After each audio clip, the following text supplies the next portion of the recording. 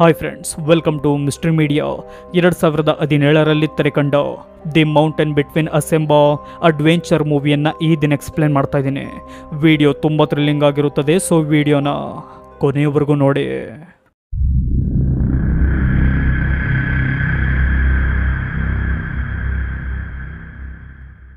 ಮೂವಿಯ ಮೊದಲ ಸೀನ್ ಶುರುವಾಗುವುದು ಏರ್ಪೋರ್ಟ್ನಲ್ಲಿ. ಅಲ್ಲಿ ನಮಗೆ ಫೋಟೋ ಜರ್ನಲಿಸ್ಟ್ ಆದ ಅಲೆಕ್ಸ್ ಎಂಬುವವಳು ಪರಿಚಯವಾಗ್ತಾಳೆ. ಈಕೆ ಡೆನ್ವರ್ಗೆ ಹೋಗಬೇಕಾಗಿರುತ್ತದೆ, ಏಕೆಂದರೆ ನಾಳೆಯೇ ಅಲೆಕ್ಸ್ನ ಮದುವೆ ಇರುತ್ತದೆ. ಆದರೆ ಚಂಡಮಾರುತದ ಮುನ್ಸೂಚನೆಯಿಂದ ಅವಳೋಗಬೇಕಿದ್ದ ಫ್ಲೈಟ್ ಕ್ಯಾನ್ಸಲ್ ಆಗಿ ಹೋಗಿರುತ್ತದೆ. ಹೀಗೆ ಅದೇ ಏರ್ಪೋರ್ಟ್ನಲ್ಲಿ ನಮಗೆ ಡಾಕ್ಟರ್ ಬೆನ್ ಎನ್ನುವವನು ಪರಿಚಯವಾಗ್ತಾನೆ. ಈತ ನ್ಯೂರೋ ಸರ್ಜನ್ ಆಗಿದ್ದು ಡೆನ್ವರ್ನಲ್ಲಿರುವ 10 ವರ್ಷದ ಹುಡುಗನಿಗೆ ಆಪರೇಷನ್ ಮಾಡಬೇಕಾಗಿರುತ್ತದೆ. ಆದರೆ ಡೆನ್ವರ್ಗೆ ಹೋಗುವ ಫ್ಲೈಟ್ ಕ್ಯಾನ್ಸಲ್ ಆಗಿರುವ ವಿಷಯ ತಿಳಿದ ಬೆನ್ ಅಲ್ಲಿನ ಸಿಬ್ಬಂದಿಗಳ ಜೊತೆ ಮಾತನಾಡುತ್ತಿರುವುದನ್ನು ಅಲೆಕ್ಸ್ ಕೇಳಿಸಿಕೊಳ್ತಾಳೆ. ಆಗ ಬೆನ್ನ ಬಳಿ ಬಂದ ಅಲೆಕ್ಸ್, ನಮ್ಮಿಬ್ಬರಿಗೂ ಡೆನ್ವರ್ಗೆ ಹೋಗುವ ಅವಶ್ಯಕತೆ ಇದೆ, ನೀವೊಪ್ಪಿದರೆ ನಾವೀ ಕೂಡಲೇ ಡೆನ್ವರ್ಗೆ ಹೋಗಬಹುದು ಎಂದು ಹೇಳ್ತಾಳೆ. ಅದಕ್ಕೆ ಬೆನ್ ಸರಿ ಎಂದು ಒಪ್ಪಿಕೊಳ್ತಾನೆ. ಆಗ ಅಲೆಕ್ಸ್ ಅವನನ್ನು ಒಂದು ಕಡೆ ಕರೆದುಕೊಂಡು ಹೋಗ್ತಾಳೆ. ಹೋಗುವಾಗ ಇಬ್ಬರು ತಮ್ಮ ತಮ್ಮ ಪರಿಚಯವನ್ನು ಮಾಡಿಕೊಳ್ತಾರೆ. ಹೀಗೆ ಹೋಗಿ ವಾಲ್ಟರ್ ಎನ್ನುವವನನ್ನು ಮೀಟ್ ಮಾಡ್ತಾರೆ. ಅವನ ಬಳಿಗಿರುವ ಪ್ರೈವೇಟ್ ಪ್ಲೇನ್ನಲ್ಲಿ ಡೆನ್ವರ್ಗೆ ಹೋಗಬೇಕೆಂದು ಹೇಳ್ತಾರೆ. ಅದಕ್ಕೆ ಸರಿ ಎಂದ ವಾಲ್ಟರ್ $800 ಆಗುತ್ತದೆ ಎಂದು ಹೇಳ್ತಾನೆ. ಆಗ ಅವರಿಬ್ಬರು ಅಮೌಂಟ್ ಅನ್ನು ಈಕ್ವಲ್ ಆಗಿ ಶೇರ್ ಮಾಡಿಕೊಂಡು ಆ ಪ್ಲೇನ್ ಅನ್ನು ಹತ್ತುತ್ತಾರೆ.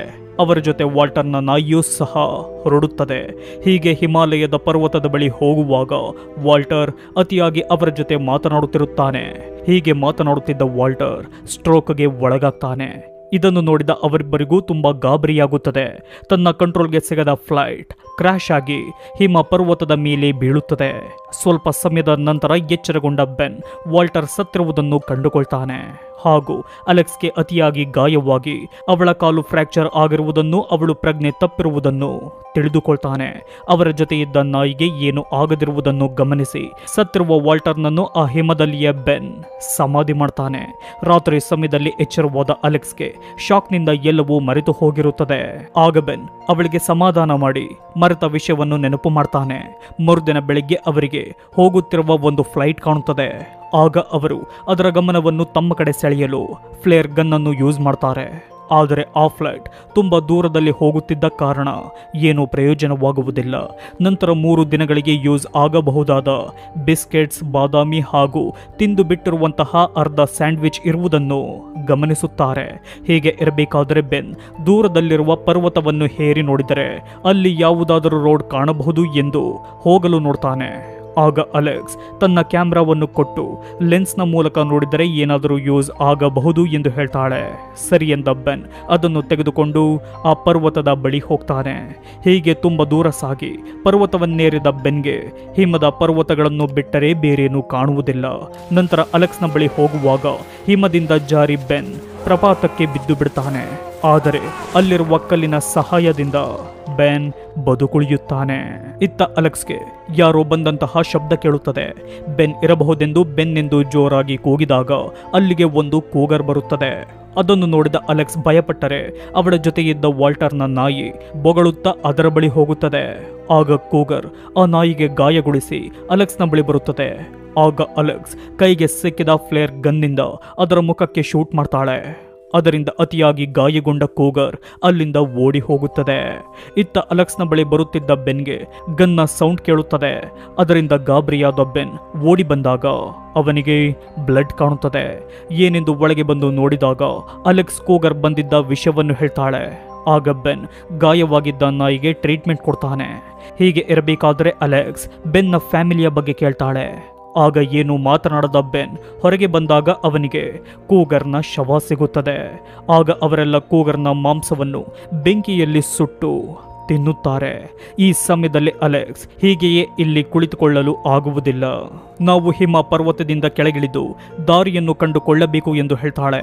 ಅದಕ್ಕೆ ಬೆನ್ ಆಗುವುದಿಲ್ಲ, ನಾವಿಲ್ಲಿಯೇ ಇದ್ದು ವೆಯ್ಟ್ ಮಾಡಿದರೆ ಯಾರಾದರೂ ಸಹಾಯಕ್ಕೆ ಬರುತ್ತಾರೆ.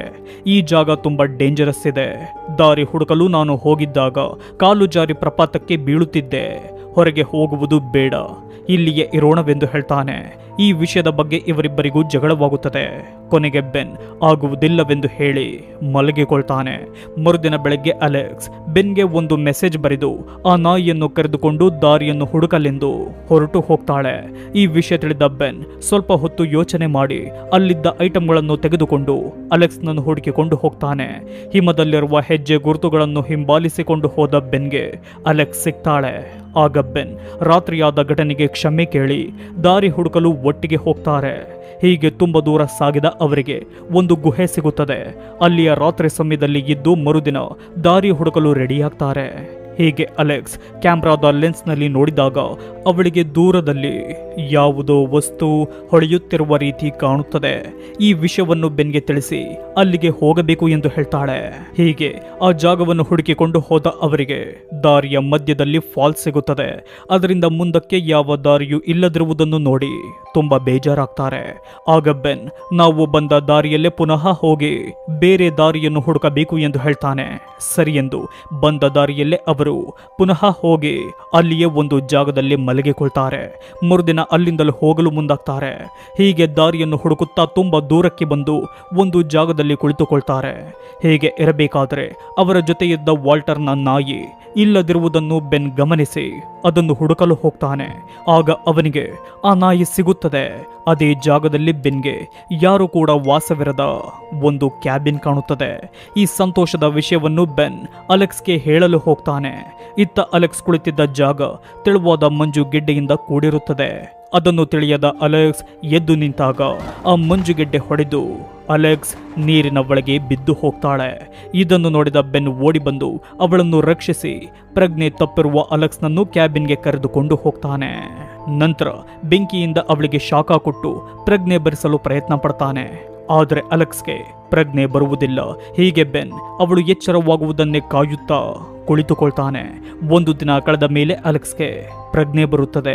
ಆಗ ತುಂಬಾ ಖುಷಿಯಾದ ಬೆನ್ ಅವಳಿಗೆ ಲಿಕ್ವಿಡ್ ರೂಪದ ಆಹಾರ ಕೊಟ್ಟು ತುಂಬಾ ಚೆನ್ನಾಗಿ ನೋಡಿಕೊಳ್ತಾನೆ. ಆಗ ಅಲೆಕ್ಸ್ ಅವನಿಗೆ ಥ್ಯಾಂಕ್ ಯು ಎಂದು ಹೇಳಿ ಹೀಗೆ ಹೇಳ್ತಾಳೆ, ನಾವು ಇಲ್ಲಿ ಸಿಲುಕಿ 3 ವಾರವಾಗಿದೆ. ನಮಗಾಗಿ ಇಲ್ಲಿಗೆ ಯಾರೂ ಬರುವುದಿಲ್ಲ. ನಾವಿಲ್ಲಿದ್ದೀವಿ ಎಂದು ಯಾರಿಗೂ ಸಹ ತಿಳಿದಿಲ್ಲ. ನಾವು ಇಲ್ಲಿಂದ ಹೋಗಲೇಬೇಕು ಎಂದು ಹೇಳ್ತಾಳೆ. ಆಗ ಬೆನ್ ದಾರಿ ಹುಡುಕಲೆಂದು ಹೊರಗೆ ಹೋಗ್ತಾನೆ. ಇತ್ತ ಕ್ಯಾಬಿನ್ನ ಒಳಗಿದ್ದ ಅಲೆಕ್ಸ್ಗೆ ಬೆನ್ನ ಫೋನ್ ಸಿಗುತ್ತದೆ. ಆದರೆ ಅದರಲ್ಲಿ ಸಿಗ್ನಲ್ ಇರುವುದಿಲ್ಲ. ಆಗ ಅವಳಿಗೆ ಅದರಲ್ಲಿರುವ ಒಂದು ವಾಯ್ಸ್ ರೆಕಾರ್ಡ್ ಸಿಗುತ್ತದೆ.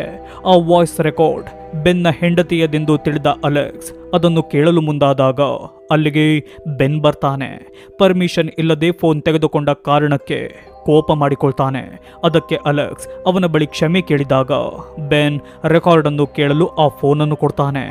ಆಗ ಅಲೆಕ್ಸ್ ರೆಕಾರ್ಡ್ ಅನ್ನು ಆನ್ ಮಾಡಿದಾಗ ಅದರಲ್ಲಿ ಅವನ ಹೆಂಡತಿ ಬೆನ್ನ ಬಗ್ಗೆ ಹೇಳಿರುವ ಪ್ರೀತಿಯ ಮಾತುಗಳನ್ನು ಕೇಳ್ತಾಳೆ. ಈ ಮಾತುಗಳನ್ನು ಕೇಳಿದ ಬೆನ್ ಎಮೋಷನ್ ಆಗ್ತಾನೆ. ಆಗ ಅಲೆಕ್ಸ್ ಏನಾಯಿತು ಎಂದು ಕೇಳಿದಾಗ ಬೆನ್ ಅವಳಿಗೆ ಹೀಗೆ ಹೇಳ್ತಾನೆ, ನನ್ನ ಹೆಂಡತಿಯ ಹೆಸರು ಸೆರಾ. ನಾನು ಮತ್ತು ಅವಳು 8 ವರ್ಷ ಪ್ರೀತಿಯಿಂದ ಜೊತೆಗಿದ್ದು, ಆದರೆ ಅವಳಿಗೆ ಬಂದ ಬ್ರೈನ್ ಟ್ಯೂಮರ್ನಿಂದ ಅವಳು ನನ್ನಿಂದ ಶಾಶ್ವತವಾಗಿ ಹೊರಟು ಹೋದಳು, ಅಂದರೆ ಸತ್ತು ಹೋದಳು ಎಂದು ಅಳುತ್ತಾನೆ. ಈ ಮಾತನ್ನು ಕೇಳಿದ ಅಲೆಕ್ಸ್ಗೆ ನೋವಾಗುತ್ತದೆ ಹಾಗೂ ಅವನನ್ನು ಅಲೆಕ್ಸ್ ಪ್ರೀತಿಸಲು ಶುರು ಮಾಡ್ತಾಳೆ. ಮರುದಿನ ಬೆನ್ ಇಲ್ಲಿಂದ ನಾವು ಹೋಗಲೇಬೇಕು ಎಂದು ಹೇಳಿ ನಾಯಿಯನ್ನು ಕರೆದುಕೊಂಡು ಅಲ್ಲಿಂದ ಹೊರಡುತ್ತಾರೆ. ಇತ್ತ ಅಲೆಕ್ಸ್ಗೆ ನಡೆಯಲು ಆಗುವುದಿಲ್ಲ. ಆಗ ಬೆನ್ ಅವಳನ್ನು ಎಳೆದುಕೊಂಡು ಅಲ್ಲಿಂದ ಕರೆದುಕೊಂಡು ಹೋಗ್ತಾನೆ. ನಂತರ ತುಂಬಾ ಆಯಾಸವಾದ ಅವರು ಅಲ್ಲಿಯೇ ಮಲಗಿಕೊಳ್ತಾರೆ.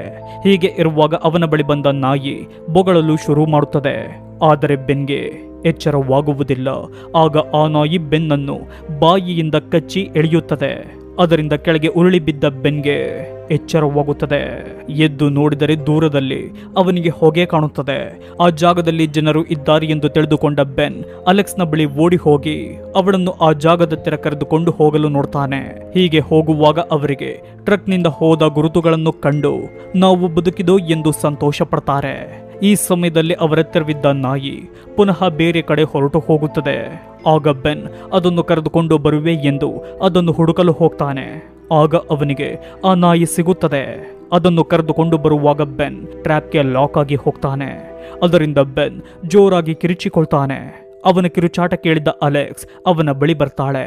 ಅವನ ಕಾಲ್ಗೆ ಲಾಕ್ ಆಗಿರುವ ಟ್ರ್ಯಾಪ್ ಅನ್ನು ತೆಗೆಯಲು ನೋಡ್ತಾಳೆ. ಆದರೆ ತುಂಬಾ ಟೈಟ್ ಆಗಿದ್ದ ಕಾರಣ ಅದನ್ನು ತೆಗೆಯಲು ಆಗದೆ ಸಹಾಯಕ್ಕಾಗಿ ಜನರನ್ನು ಹುಡುಕಿಕೊಂಡು ಹೋಗ್ತಾಳೆ. ಆದರೆ ಅವಳಿಗೆ ಯಾರೂ ಸಿಗುವುದಿಲ್ಲ. ಆಗ ಅವಳ ಎದುರಿಗೆ ಒಂದು ಟ್ರಕ್ ಬರುತ್ತದೆ. ಆಗ ಅಲೆಕ್ಸ್ ಆ ಟ್ರಕ್ ಅನ್ನು ನಿಲ್ಲಿಸಿ ಅಲ್ಲಿಯೇ ಪ್ರಜ್ಞೆ ತಪ್ಪಿ ಬೀಳ್ತಾಳೆ. ಆಗ ಸೀನ್ ಚೇಂಜ್ ಆಗುತ್ತದೆ. ಈ ಸೀನ್ನಲ್ಲಿ ಹಾಸ್ಪಿಟಲ್ನಲ್ಲಿರುವ ಬೆನ್ಗೆ ಎಚ್ಚರವಾಗುತ್ತದೆ. ಅಂದರೆ ಬೆನ್ ಅನ್ನು ಸೇವ್ ಮಾಡಿ ಯಾರೋ ಹಾಸ್ಪಿಟಲ್ಗೆ ಸೇರಿಸಿದ್ದಾರೆ ಎಂದು ನಮಗೆ ತಿಳಿಯುತ್ತದೆ. ಆಗ ಬೆನ್ ಅಲೆಕ್ಸ್ನನ್ನು ಹುಡುಕಿಕೊಂಡು ಹೋಗ್ತಾನೆ. ಆಗ ಅವನಿಗೆ ಅಲೆಕ್ಸ್ ಸಿಗ್ತಾಳೆ. ಅವಳ ಜೊತೆ ಬೆನ್ ಪ್ರೀತಿಯಿಂದ ಮಾತನಾಡುವಾಗ ಅಲ್ಲಿಗೆ ಮಾರ್ಕ್ ಎನ್ನುವವನು ಬರ್ತಾನೆ. ಆಗ ಅಲೆಕ್ಸ್ ಬೆನ್ಗೆ ಈ ಮಾರ್ಕ್ ನಾನು ಮದುವೆಯಾಗುತ್ತಿರುವವರು ಎಂದು ಪರಿಚಯ ಮಾಡಿಸ್ತಾಳೆ. ಆಗ ಮಾರ್ಕ್ ನನ್ನ ಅಲೆಕ್ಸ್ನನ್ನು ಸೇವ್ ಮಾಡಿದ್ದಕ್ಕೆ ಥ್ಯಾಂಕ್ಸ್ ಎಂದು ಹೇಳ್ತಾನೆ. ಆಗ ಅಲ್ಲಿಂದ ಹೊರಬಂದ ಬೆನ್ಗೆ ತುಂಬಾ ಹರ್ಟ್ ಆಗುತ್ತದೆ. ಸ್ವಲ್ಪ ದಿನಗಳು ಕಳೆದ ಮೇಲೆ ಬೆನ್ ಆ ನಾಯಿಯನ್ನು ತನ್ನ ಬಳಿಯೇ ಇರಿಸಿಕೊಳ್ತಾನೆ ಹಾಗೂ ತನ್ನ ಡಾಕ್ಟರ್ ವೃತ್ತಿಯನ್ನು ಮುಂದುವರಿಸಿಕೊಂಡು ಹೋಗ್ತಾನೆ. ಇತ್ತ ಅಲೆಕ್ಸ್ ನಡೆಯುತ್ತಿರುವ ಪಾರ್ಟಿಯಲ್ಲಿಯೂ ಬೇಜಾರಿನಿಂದ ಇರುವುದು ನಮಗೆ ಕಾಣುತ್ತದೆ. ಅಲೆಕ್ಸ್ ಹಲವು ಬಾರಿ ಬೆನ್ಗೆ ಕಾಲ್ ಮಾಡ್ತಾಳೆ.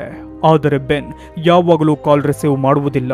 ಇವಳು ಯಾವಾಗಲೂ ಬೇಜಾರಿನಿಂದ ಇರುವುದನ್ನು ಮಾರ್ಕ್ ಗಮನಿಸುತ್ತಾನೆ. ನಂತರ ಅಲೆಕ್ಸ್ ಬೆನ್ನ ಜೊತೆ ಕಳೆದ ದಿನಗಳಲ್ಲಿ ಕ್ಲಿಕ್ ಮಾಡಿದ ಫೋಟೋಗಳನ್ನು ಅವನಿಗೆ ಕಳಿಸುತ್ತಾಳೆ. ಅದನ್ನು ನೋಡಿದ ಬೆನ್ಗೆ ಅಲೆಕ್ಸ್ ಜೊತೆ ಮಾತನಾಡಬೇಕೆಂದೆನಿಸಿ ಅವಳಿಗೆ ಕಾಲ್ ಮಾಡ್ತಾನೆ. ಆಗ ಅವರಿಬ್ಬರು ಒಂದು ರೆಸ್ಟೋರೆಂಟ್ನಲ್ಲಿ ಮೀಟ್ ಮಾಡ್ತಾರೆ.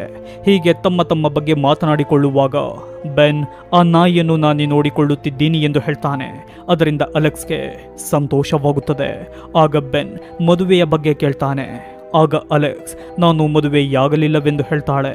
ಈ ಮಾತನ್ನು ಕೇಳಿದ ಬೆನ್ಗೆ ಶಾಕ್ ಆಗಿ ಯಾಕೆ ಏನಾಯಿತು ಎಂದು ಕೇಳ್ತಾನೆ.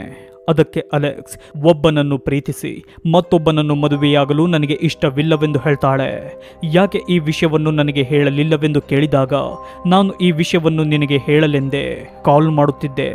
ಆದರೆ ನೀನು ಯಾವ ಕಾಲ್ಗಳನ್ನು ರಿಸೀವ್ ಮಾಡಲಿಲ್ಲವೆಂದು ಹೇಳ್ತಾಳೆ. ಅದಕ್ಕೆ ಬೆನ್ ನೀನು ಮದುವೆಯಾಗಿರುತ್ತೀಯ, ನಾನು ಕಾಲ್ ಮಾಡಿದರೆ ನಿನಗೆ ತೊಂದರೆಯಾಗಬಹುದೆಂದು ನಾನು ಕಾಲ್ಗಳನ್ನು ರಿಸೀವ್ ಮಾಡುತ್ತಿರಲಿಲ್ಲವೆಂದು ಹೇಳ್ತಾನೆ. ನಂತರ ಮಾತನಾಡಲು ವಿಷಯಗಳಿರದೆ ಅಲ್ಲಿಂದ ಹೊರಗೆ ಬರ್ತಾರೆ. ಬೇಜಾರಿನಿಂದಲೇ ಬಾ ಎಂದು ಹೇಳಿ ಇಬ್ಬರು ಬೇರೆ ಬೇರೆ ದಾರಿಯಲ್ಲಿ ಹೊರಡುತ್ತಾರೆ. ಆಗ ಅವರಿಬ್ಬರಿಗೂ ಕಳೆದ ಕ್ಷಣಗಳೆಲ್ಲ ನೆನಪಾಗುತ್ತದೆ. ತನ್ನ ಪ್ರೀತಿಯನ್ನು ಹೇಳಿಕೊಳ್ಳಬೇಕೆಂದೆನಿಸಿ ಒಂದೇ ಸಮಯದಲ್ಲಿ ಓಡಿ ಬಂದು ಇಬ್ಬರೂ ಸಹ ಒಂದಾಗ್ತಾರೆ. ಅಲ್ಲಿಗೆ the mountain between us movie end ಆಗುತ್ತದೆ.